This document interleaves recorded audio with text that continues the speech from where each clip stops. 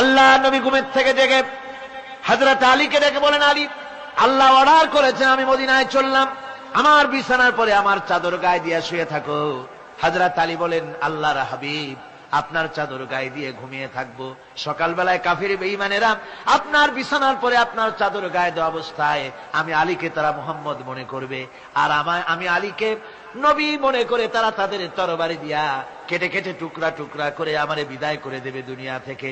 এতটুকুনো পরোয়া করি না, বরং আমার দিলের মধ্যে এটাই তৃপ্তি থাকবে যে আমি আলীর জীবনের বিনিময় আল্লাহর হাবিব দুনিয়ায় বেঁচে আছেন। নবীজি ঘরের থেকে বেরোলেন, চতুর্দিকে কাফেররা দাঁড়ানো। আল্লাহ নবী হাতে এক মুষ্টি বালু হাতে নিয়ে শাহ হাতেল বজু পড়ে 3 বার দম করে বালুগুলো ছেড়ে দিলেন। বালিগুলি ঘরের চতুর্দিকে কাফেরদের চোখে চলে গেল।